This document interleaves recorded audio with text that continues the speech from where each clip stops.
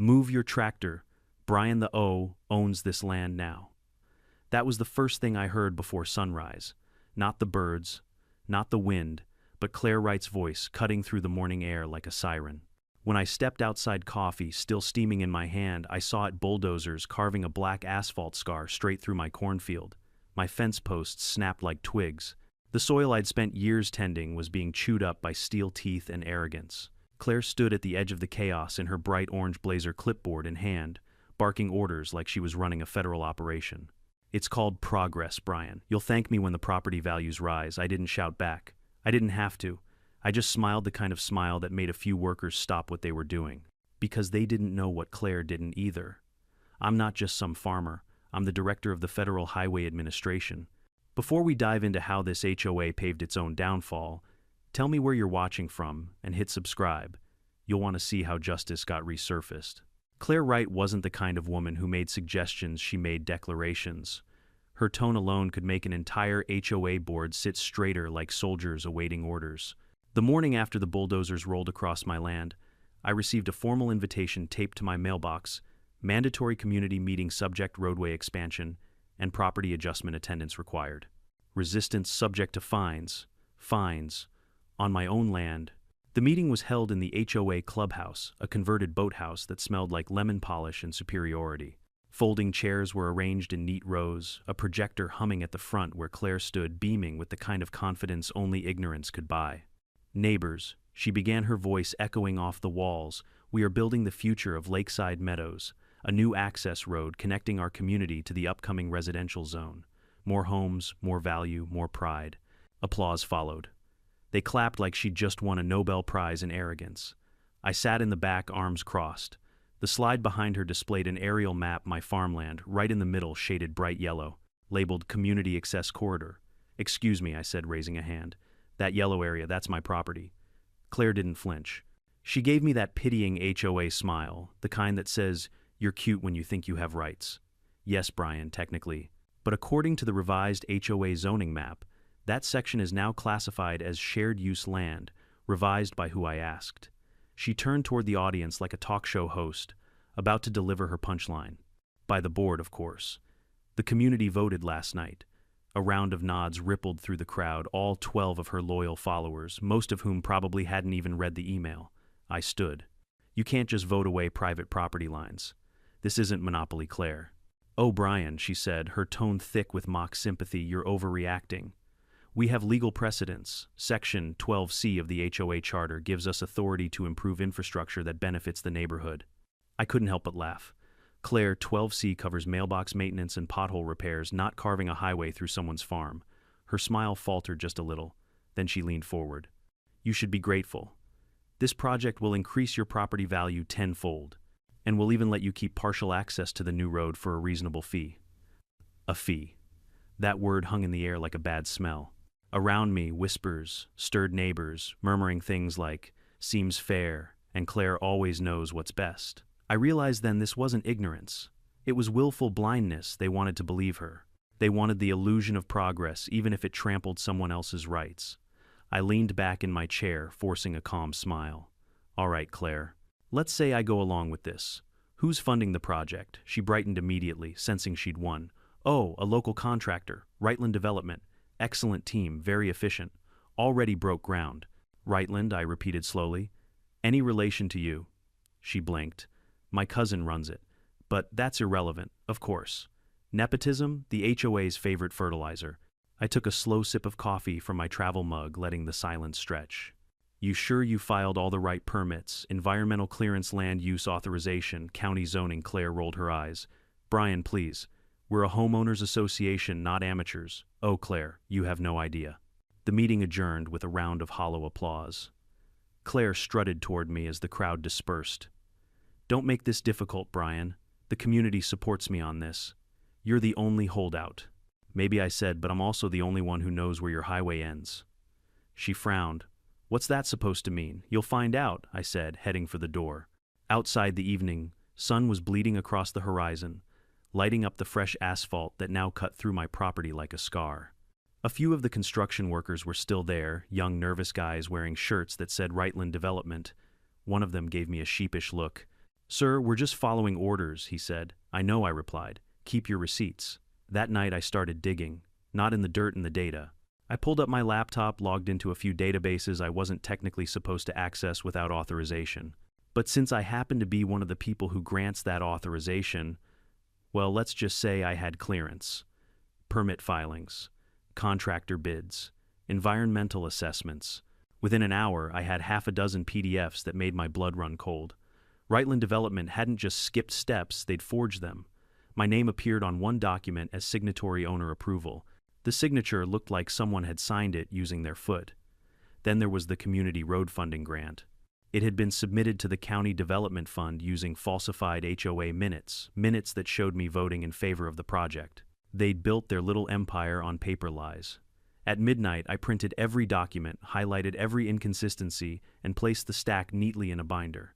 I didn't call the police. I didn't storm into the next HOA meeting with rage. No, I had something better. Revenge backed by federal policy. The next morning, I returned to the construction site. Claire was there again, directing trucks like a traffic warden possessed. She turned when she saw me and smiled with the smug confidence of someone who believes they're untouchable. "Brian, changed your mind," I smiled back. "Oh, I have. I'm all in on your project now." Her eyes narrowed. "Really, absolutely," I said, glancing at the sign that read Future Site of Rightland Highway, a Claire Wright initiative. "After all, not everyone gets to name a highway after themselves. I'll make sure it's properly documented." She grinned, oblivious to the meaning behind my words. "Good to hear. Maybe you'll finally start being a team player." "Oh, I'm part of the team," I said, turning to leave. "I just play a little higher up the ladder." As I walked away, I heard her barking orders again, oblivious to the trap she'd just cemented literally under her own feet. That night, I filed a quiet report through internal FHWA channels. It wasn't an official investigation, not yet. Just an anonymous tip asking the Federal Highway Administration to review unregistered construction within federally protected agricultural land. By the time I closed my laptop, I was smiling again. They wanted a highway. They were about to get one straight to federal court. By the next week, Lakeside Meadows looked less like a neighborhood and more like a construction zone wrapped in arrogance. Asphalt trucks came and went backhoes, dug trenches where my fence once stood, and Claire Wright strutted around with her clipboard like she was directing an orchestra. Only instead of violins and flutes, she had jackhammers and power saws. I didn't argue. I didn't even attend the next HOA progress celebration. While they toasted champagne on my destroyed soil, I spent my evenings in the dim light of my study, connecting dots on a map, and every line led straight back to Claire. You see, when you work for the Federal Highway Administration, you learn that highways don't just appear out of nowhere. They require layers of approval: state, federal, environmental, and public safety. Missing even one of those is like skipping the foundation when building a house, and Claire had skipped all of them. Her contractor, Rightland Development, had filed permits, claiming the land was unincorporated. That word alone made my jaw tighten. It was a lie. Lakeside Meadows had been annexed by the county 5 years ago, meaning any construction here fell under strict regulation. So how did her project even start? I decided to find out.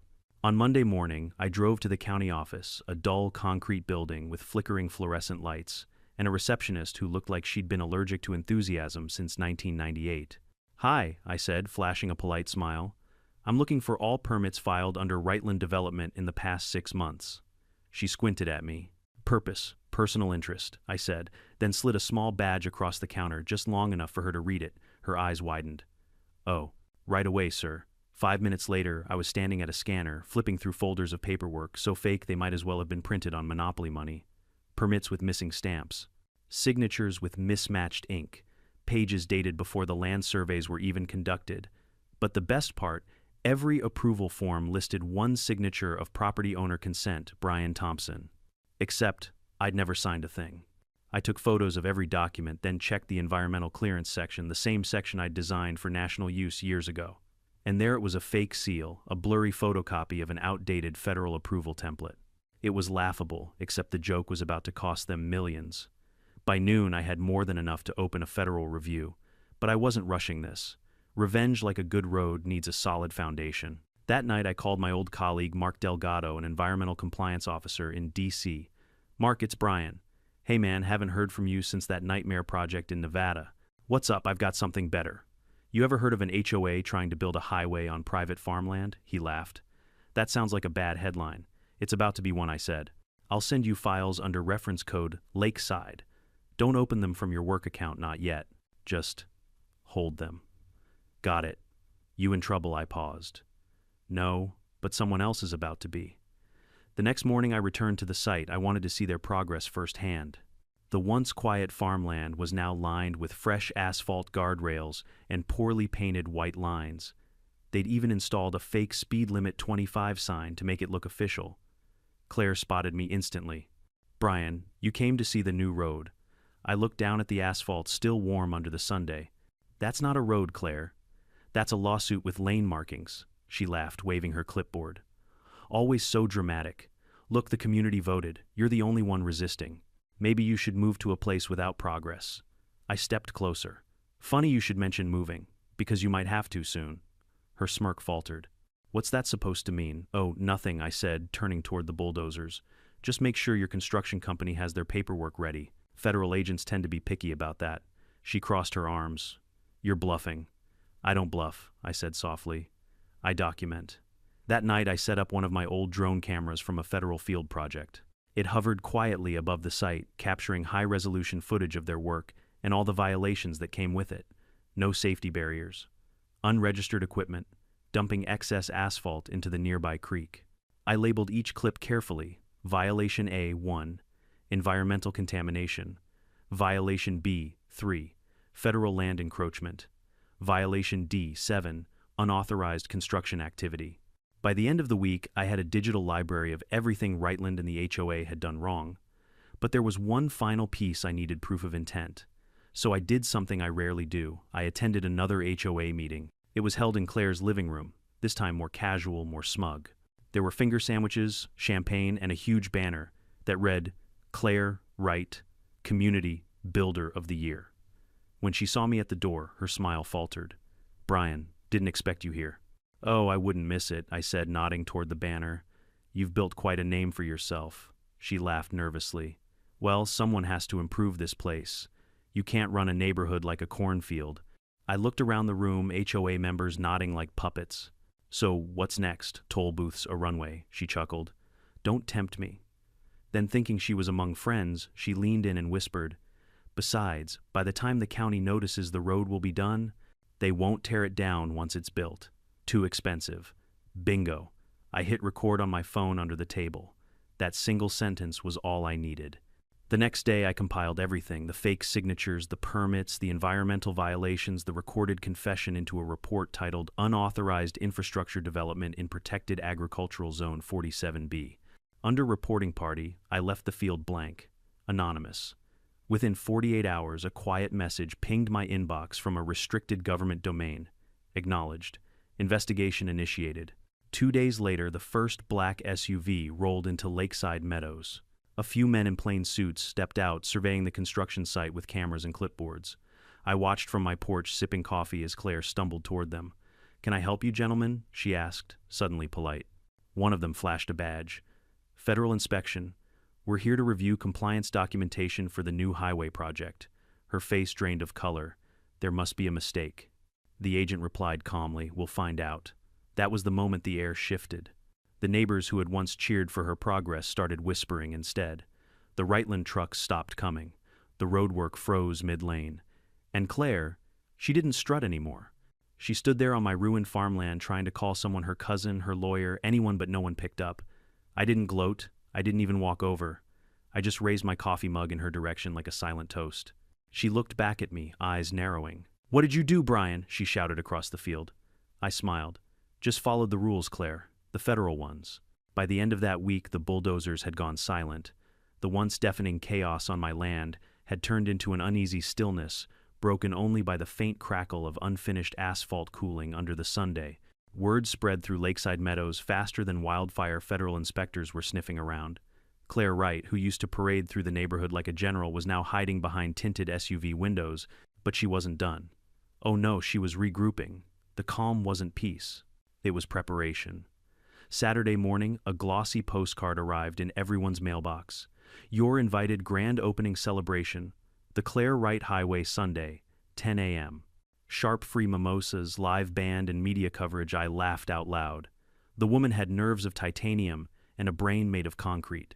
She was actually doubling down, hosting a ribbon-cutting ceremony for an unregistered, illegally constructed road under federal investigation.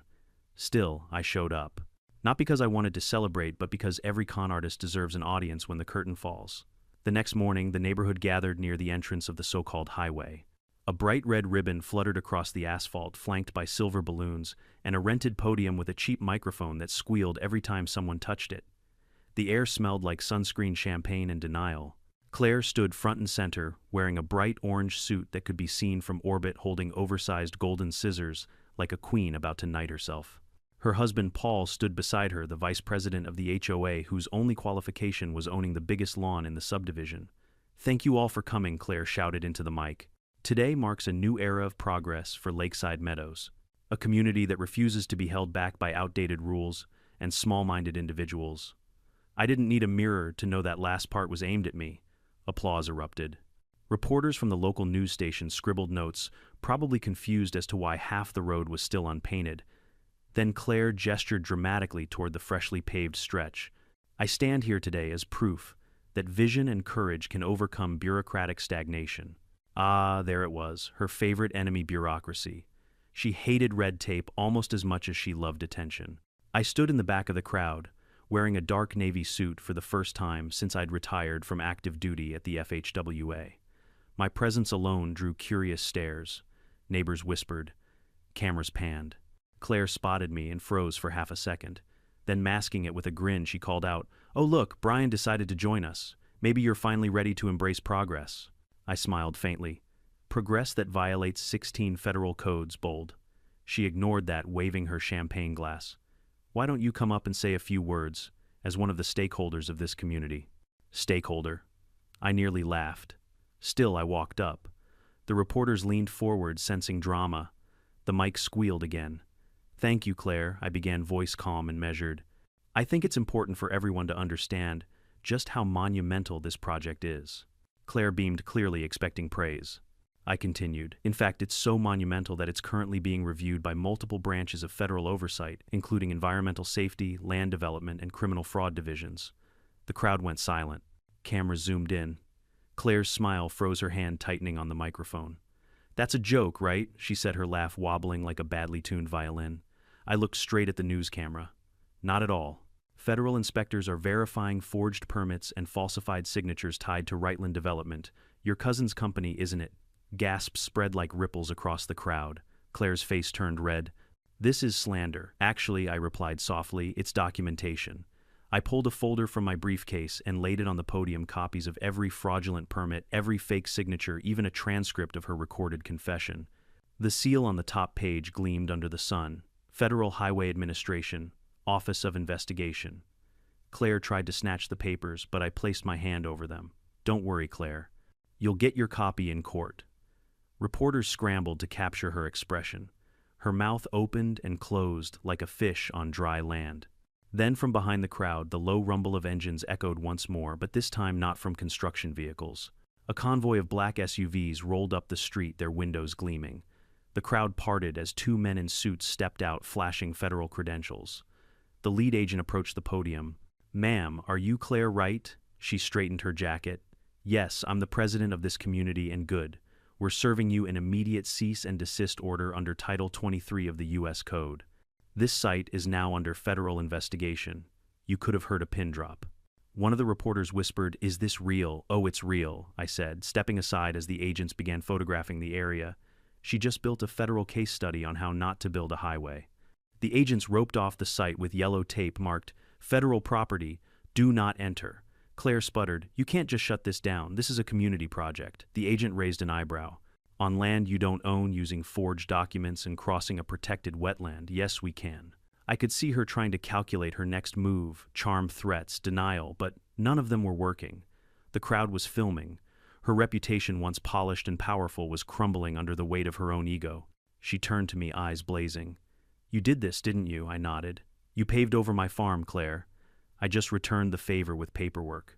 The agents began collecting boxes of files from the Rightland trailer parked nearby. One of them paused, pointing at a construction map pinned to the wall. "Director Thompson," he said, "this layout extends past private boundaries into Section D of the conservation buffer." Claire blinked. Director. Her voice cracked on the word. I met her eyes. That's right, Director Brian Thompson, Federal Highway Administration. The realization hit her like a truck.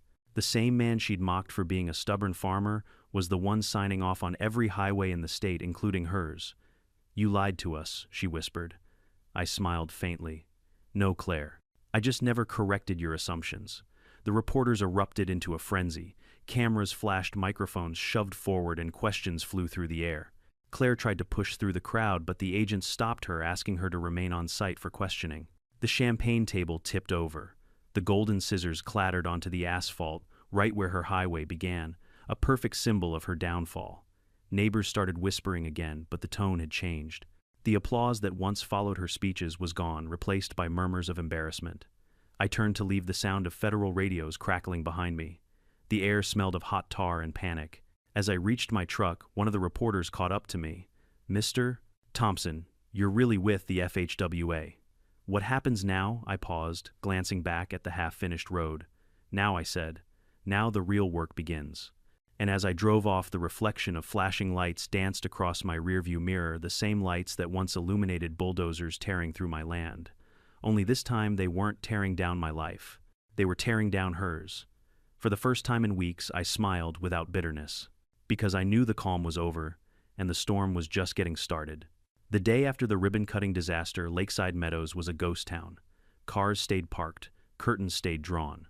Even the HOA Facebook group, usually buzzing with petty complaints about lawn heights and mailbox paint, had gone silent. But silence in suburbia doesn't mean peace, it means fear. And Claire Wright was terrified. By noon, federal inspection crews had completely taken over the site. Men in reflective vests bearing the seal of the Federal Highway Administration and EPA walked the length of the Claire Wright Highway, documenting every inch. They measured soil samples, photographed runoff into the nearby creek, and marked the asphalt with spray paint like surgeons outlining an incision. From my porch, I watched it all unfold. My once ruined farmland now looked like a federal crime scene, because technically it was.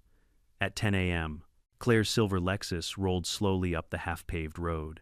She stepped out in her trademark orange blazer, though it hung wrinkled now, her confidence cracked.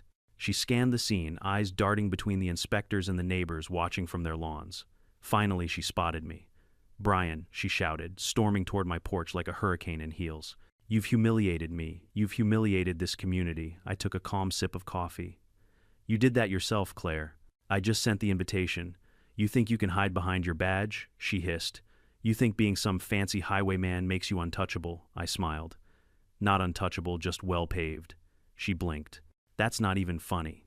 "Neither is forgery," I said, handing her a manila folder I'd been waiting to deliver. "This is your official federal compliance notice. You'll want to read the part about the wetlands violations." She snatched the folder and skimmed at her lips, moving silently over the words, until they stopped on one line. "Subject to fines up to $2.3 million and permanent revocation of development privileges." Her face drained of color. "You can't be serious." "Oh, I'm very serious," I said. "You built a road through protected land without authorization using falsified documents. The FHWA doesn't take kindly to that." "This is my community," she snapped. "I built this place. Then you'll understand the value of reconstruction." Before she could respond, a black SUV pulled up beside us. Out stepped Agent Delaney, a tall woman with a federal ID badge clipped to her vest. She approached Claire with the calm precision of someone who'd dismantled dozens of HOA empires before lunch. "Mrs. Wright," Delaney said, extending a paper. "You're required to attend a federal hearing next week regarding unauthorized construction and misuse of community funds." Claire tried to protest, but Delaney's tone left no room for argument. "Failure to appear will result in an arrest warrant." The neighbors watching from their porches began whispering, some pulling out phones to record. Claire realized it and quickly turned away, hissing through clenched teeth. "You'll regret this, Brian." "Already don't," I said. Delaney smirked slightly before turning to me. "Director Thompson will keep you updated." "You did the right thing reporting this." I nodded. "Just doing my job." When they left, I stood there for a long moment, staring at the half-finished road. A crooked stop sign leaned at the edge of it, ironically placed right where her illegal project ended. That night, the HOA emergency board meeting was called. I wasn't invited, but of course that never stopped me before. I arrived late just in time to hear Claire pounding her fist on the table. "We can sue the federal government," she barked. "They can't just take over our land. One member, a meek man named Alan, raised his hand. But the land's not ours, it's Brian's. And he's the director. Claire glared at him. That's irrelevant. HOA law supersedes state law. I stepped into the room leaning against the door frame. And yet it somehow doesn't supersede federal law, does it? Everyone froze. Brian, this is a private meeting, she spat. On my property, I said flatly. So technically I'm hosting. I walked up to the table, placed a thick binder on it, and opened it to a map. See this shaded area? That's where your highway cuts straight into federally managed buffer land. The same land you illegally reclassified in your HOA zoning map. One of the board members frowned. Wait, you mean the federal government owns that? Correct, I said, which means you built a road on Washington's front lawn. Claire slammed her hand on the table. You can't scare us with paperwork. Funny. I said it's exactly how I scared the Department of Defense into canceling a $1 billion overpass once. Paperwork is my weapon of choice. The room went silent. I closed the binder. You've got two choices, Claire. Cooperate and let the feds clean this up, or keep fighting and end up in federal court facing charges for fraud, environmental damage, and property theft. She crossed her arms. You wouldn't dare. Try me, I said, walking out. By the next morning, news vans lined the street. The local paper ran the headline, HOA president under federal investigation for illegal highway construction. The photo showed Claire mid-scream, pointing at agents like a villain caught in 4 kelvins. Every interview she gave after that only made things worse. This is an overreach, she shouted into microphones. We were just improving our neighborhood. The comments online were merciless. HOA Karen paves over her own downfall. Maybe she should have read the federal manual before breaking ground. By Thursday, Rightland Development pulled out completely. Their trucks vanished overnight, leaving behind piles of gravel, abandoned cones, and unpaid workers demanding compensation. The highway ended abruptly in the middle of a cornfield, a literal road to nowhere. That same day, Delaney called me. Brian, the hearing's confirmed for Monday. The DOJ wants you to testify as both property owner and agency director. Gladly, I said. She hesitated. You're enjoying this a little too much. I chuckled. Let's just say karma finally learned how to drive. When Monday came, I arrived at the federal courthouse in D.C., wearing my Navy suit and FHWA pin. Reporters swarmed the steps, shouting questions. I kept walking. Inside, Claire sat at the defense table looking smaller than I'd ever seen her. Her usual armor of confidence was gone, replaced by trembling hands clutching a stack of disorganized papers. Her lawyer, a slick young man who looked like he practiced smirking in the mirror, leaned toward her. Just stick to the script, he whispered. Blame the contractor. The judge entered, and the room fell silent. The case was officially titled, The United States v. Lakeside, Meadows Homeowners Association, and Rightland Development. The irony wasn't lost on me. Claire's lawyer launched into a theatrical defense claiming the HOA had been misled by county misinformation and that Brian Thompson abused his authority for personal revenge. The judge raised an eyebrow. You're accusing the director of the Federal Highway Administration of abusing authority because he enforced federal law, the lawyer stammered. Well, technically yes, denied the judge, said flatly. Then it was my turn. I approached the stand, laid out the evidence, and spoke calmly. No anger, no gloating, just facts, falsified signatures, unapproved zoning, federal land encroachment, and a recorded admission from Claire herself. When I finished, the room was silent except for the sound of her lawyer exhaling in defeat. The judge leaned back. Mrs. Wright, do you have anything to say before I rule? Claire stood slowly, voice shaking. I was only trying to help my community. The judge sighed. And instead, you nearly destroyed it. The gavel came down, like thunder. The HOA is hereby dissolved. Rightland Development will be fined and blacklisted from future federal contracts. Mrs. Wright, you will surrender all development rights pending further review. I didn't smile. I didn't need to. The sound of justice was satisfaction enough. Outside reporters swarmed again. One shoved a microphone toward me. Director Thompson, any comment on the verdict? I paused at the courthouse steps. Yes, I said. Never underestimate a man who knows where the roads really lead. As I walked away, I heard the crowd behind me erupt in laughter and applause. The federal hammer had fallen loud, heavy, and final, and for the first time in months, Lakeside Meadows was quiet again. The courthouse was still buzzing a week after the first ruling. News outlets couldn't get enough of it. The HOA highway scandal, Suburbia versus the feds. The asphalt queen meets her match. It was national now. Even people who'd never heard of Lakeside Meadows suddenly had opinions about it. For most, the story was over. But I knew better. When people like Claire Wright lose power, they don't accept it, they reload. Sure enough, on a foggy Tuesday morning, I received a thick envelope from a private courier. Inside was a letterhead from Rightland Legal Counsel, Claire's new very expensive legal team. Director Thompson, we hereby inform you that the Lakeside Meadows HOA and its affiliates are filing a counterclaim against the Federal Highway Administration for unlawful seizure, property interference, and defamation. You are required to appear as a material witness at the hearing. I laughed so hard I spilled my coffee. They were suing the federal government. Claire had gone from arrogance to madness, and she was dragging her entire board with her. The hearing took place at the District Federal Court, a grand marble building that made anyone feel small, even if they weren't on trial. The place smelled faintly of polished wood, cold coffee, and anxiety. When I entered, I saw Claire at the plaintiff's table surrounded by a small army of lawyers in $1,000 suits. She looked determined but exhausted, her signature orange blazer replaced with a dull beige one, like the fire had gone out of her. Her lead attorney, Gregory Harlan, stood up as soon as the judge entered. Tall, smug, and dramatic. He was the type who thought a loud voice was the same as intelligence. Your Honor, he began, this is a case about government overreach. About a small community crushed under the boots of bureaucratic tyranny. My client, Mrs. Claire Wright, sought only to improve her neighborhood and was punished for her vision. The judge sighed. Mr. Harlan, this isn't cable news. Please proceed with actual arguments. Harlan smirked. Gladly. We will show that Mr. Brian Thompson, using his position as director of the Federal Highway Administration, orchestrated a personal vendetta against my client. He weaponized his office to destroy a woman who dared to dream bigger than the system allowed. The courtroom murmured. Cameras clicked. Then my attorney, Marianne Fox, stood up short, calm, and lethal. Your Honor, the evidence will show Mrs. Wright didn't dream big. She built illegally on federal property, using forged documents, and then tried to call it progress. The judge nodded. Proceed. Harlan strutted over to the witness stand like he owned the place. Mr. Thompson, he said with a grin, let's start simple. You're a powerful man, aren't you? Depends who you ask, I said. Answer the question, please. I direct an agency that approves and regulates highway construction, I said evenly. So I'd say I'm a responsible man. Responsible, yes, but influential. You can make or break entire projects correct. That's the job. Harlan turned dramatically toward the jury. So if you wanted to ruin someone, all you'd need is a few signatures and some insider knowledge? I looked him dead in the eye. If I wanted to ruin someone, I wouldn't need paperwork. I'd just let them keep talking. Laughter rippled through the courtroom. Even the judge hid a smile. Harlan reddened. Let's move on. You reported Mrs. Wright anonymously, correct? That's correct. And you authorized a full federal shutdown of her project. I followed standard protocol.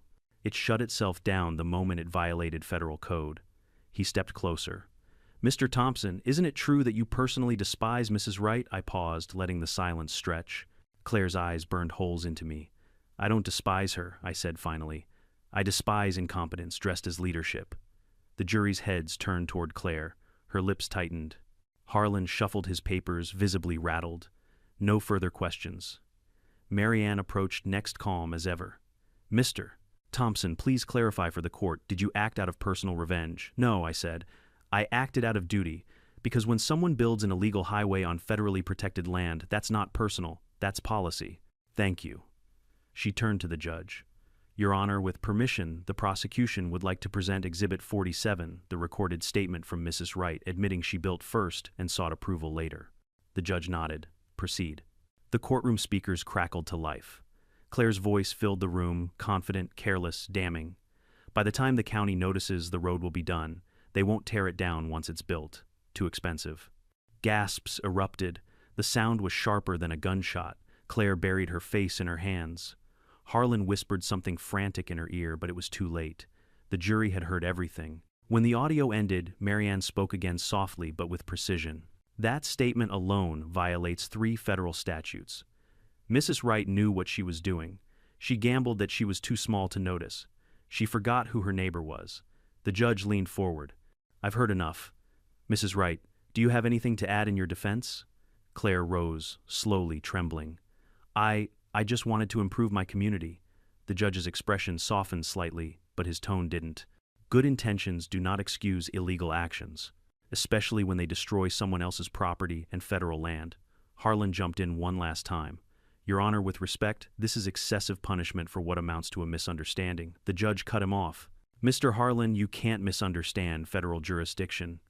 Case closed. The gavel slammed. But the real climax wasn't the ruling. It was what happened next. As people stood to leave, Claire turned on me, tears mixing with fury.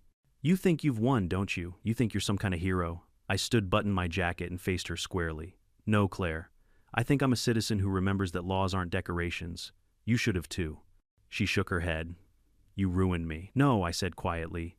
You built your own ruin. I just made sure it was up to code. The courtroom erupted with murmurs again. One juror actually laughed. Outside, the press swarmed, flashes blinding as microphones thrust in my face. Director Thompson, will this end HOA overreach nationwide? Someone asked. I smiled slightly.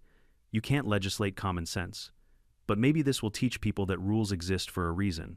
Claire exited minutes later, escorted by marshals. The media's tone changed, less curious, more feral. Claire, did you really falsify signatures? Were you aware it was federal property? She tried to shove through the crowd, yelling no comment. But her voice cracked under the weight of her own scandal. For the first time, I almost felt sorry for her. Almost. That night, I drove back to the farm. The lights from the courthouse still flickered in my mind like distant lightning. Her road sat dark and quiet under the moon, a scar across the land she'd tried to own. I parked the truck and got out, listening to the crickets and the faint rustle of corn in the wind. The soil was healing slowly. So was I. Then my phone buzzed, a message from Marianne. Case fully closed. DOJ approved restoration order.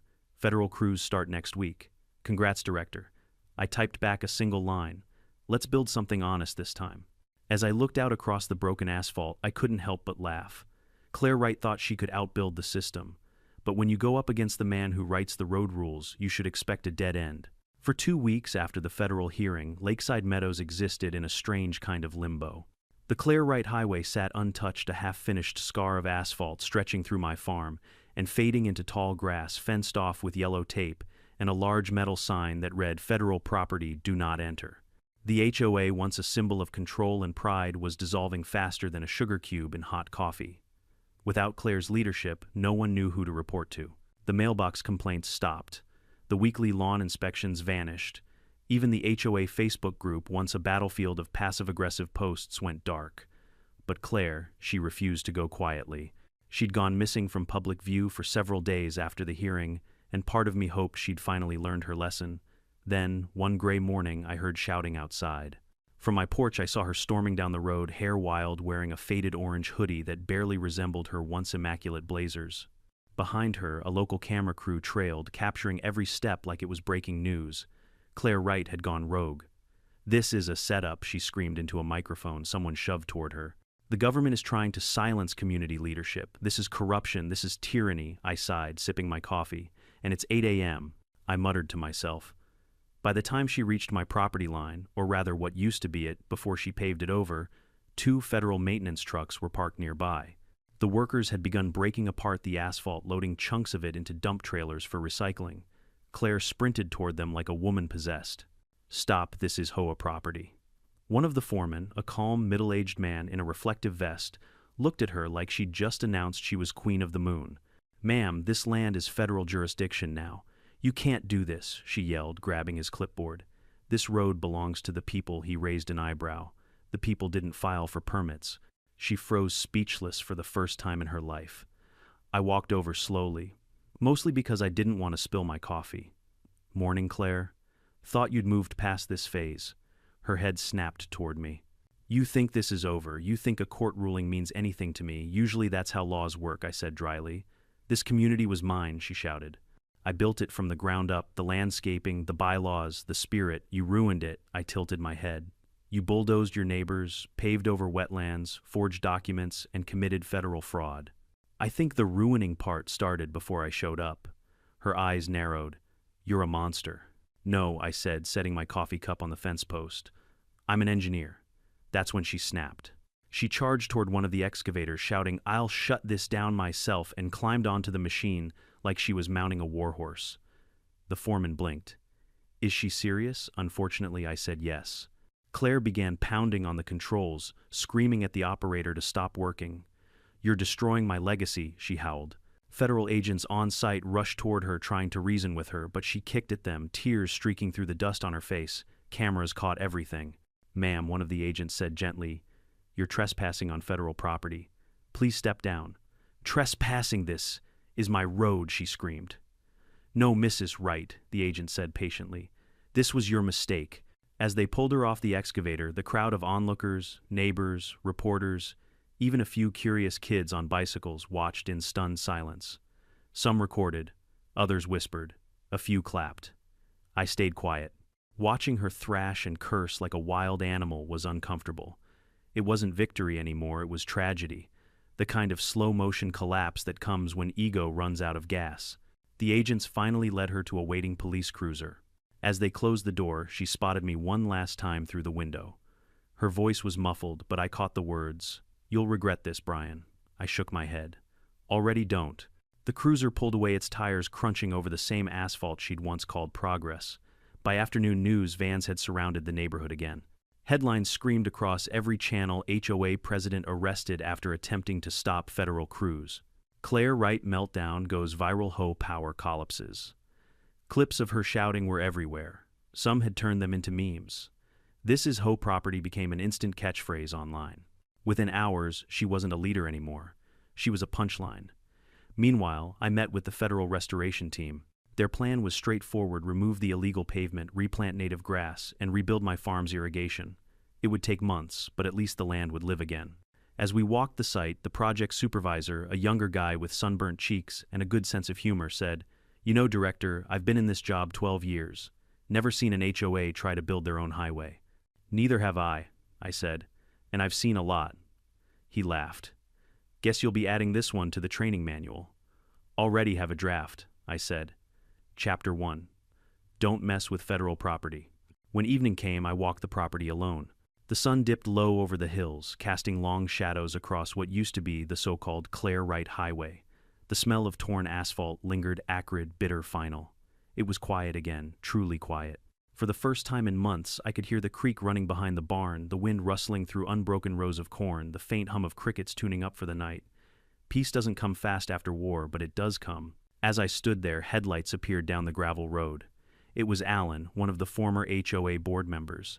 He stepped out awkwardly, holding a small cardboard box. "Hey, Brian," he said nervously. "I just wanted to say I'm sorry." We all followed her because she sounded so sure. We thought she was helping the neighborhood. I nodded. That's how people like her work. They sound sure even when they're dead wrong. He handed me the box. It's her old HOA files. "The new residents asked me to give them to you. Thought maybe you'd want them for evidence or closure." I opened the lid. Inside were meeting notes, expense receipts, and a framed plaque that read, "Presented to Claire Wright for her vision, leadership, and dedication to the community." I set it down on the fence post beside my coffee cup. The sunset reflected off the glass, the engraved letters catching the last light of the day. Alan shifted uncomfortably. "What'll happen to her? She'll probably face fines, maybe community service," I said. "Federal prison's not on the table for her type. Too small a fish." He nodded slowly. "Still feels like she lost everything." "She did," I said softly. "But she earned it." When he drove off, I stayed there a while longer, staring at the broken road. It looked different now, not like damage, but like history. A lesson burned into the ground. Sometimes justice isn't loud. Sometimes it's just quiet restoration. I walked back to the porch, the air cool and still. Somewhere in the distance, I could hear the faint echo of laughter, kids playing, where construction once roared. I smiled. For the first time, Lakeside Meadows actually felt like a community. The storm had passed, but its story was far from over. The morning after Claire's meltdown, the neighborhood felt eerily still. No HOA memos, no cars honking, no fake community patrol golf carts cruising around. For the first time in years, the only sound in Lakeside Meadows was the wind moving through the trees. It was peace, the kind that arrives after a long storm finally runs out of thunder. By then, Claire's arrest video had gone viral, over 3 million views in 48 hours. Someone had set it to dramatic music captioned, "When the hoe takes it too far." The internet did what it always does. It laughed, it judged, it moved on. But here in Lakeside Meadows, her downfall still echoed. Federal cleanup crews were finishing their work. The illegal highway was now just a gravel trail winding quietly through reclaimed grass. Fresh soil covered the wounds where bulldozers once dug too deep.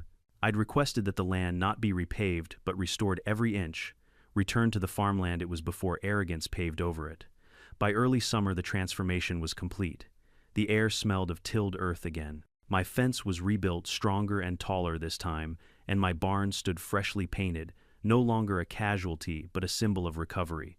On the edge of the property a new sign stood proudly, Thompson Trail, restoring the land, dedicated to fairness, justice, and good neighbors. I hadn't chosen the name. The community did. Funny thing, the same neighbors who once cheered for Claire's progress were now dropping by my porch with casseroles, pies, and half-apologetic smiles. They talked about how they never knew she was lying, how they just wanted to belong. At first I brushed them off, but over time I realized their apologies weren't for me, they were for themselves. People don't follow tyrants because they agree with them. They follow them because it's easier than thinking for themselves. One evening Alan came by again, carrying a stack of papers. "You'll want to see this," he said, handing me the folder. Inside was a court order, the official dissolution of the Lakeside Meadows Homeowners Association. "No more HOA?" I asked, pretending to be surprised. He grinned sheepishly. The vote was unanimous. After the trial, nobody wanted to deal with bylaws or board meetings ever again. "Smart choice," I said. "You can't misuse power that doesn't exist," he chuckled. "Some of us are talking about starting a new community group. Not a board, more like a cooperative. Volunteer cleanup days, shared gardens, that kind of thing. That's what neighborhoods used to be," I said. People helping people, not policing them. A few days later, I drove into town for groceries. On the way, I passed the county courthouse. The marble steps gleamed under the morning sun, and in front of them a familiar figure was sweeping the sidewalk. At first I thought my eyes were playing tricks on me. But no, it was Claire Wright. Her orange hoodie replaced by a gray county work shirt, hair pulled back, expression blank. Court-ordered community service. I slowed down and rolled down my window. "Morning, Claire." She froze broom mid-sweep. "You've got to be kidding me." "Glad to see you back in public works," I said. "You always did love infrastructure." Her jaw clenched. "You think this is funny?" "Not funny," I said, smiling faintly. "Poetic." She glared. "Enjoy your little victory, Brian. You ruined me." "No," I said. "You ruined yourself. I just built the detour." She turned away without another word. I didn't gloat. She'd been stripped of everything that had once defined her: status, money, power. Now she was just another citizen doing her hours. In a strange way, it was the fairest outcome of all. A week later, the federal government sent a small team from D.C. to review the restoration project. Among them was Agent Delaney, the same woman who'd first shut down the construction site. She walked the trail with a quiet smile. "You've done good work here," she said. "Most cases like this end in bitterness. You built something back." "Didn't build," I said. "Just repaired." She nodded. "The DOJ approved your proposal, by the way." "What proposal?" She handed me a folder. Inside were blueprints and an official notice: Federal Rural Restoration, Grant Project, Thompson Trail Community Education Site. It was real. The FHWA had agreed to fund a small public trail and learning center on the restored land to teach local students about conservation, proper zoning, and federal infrastructure laws.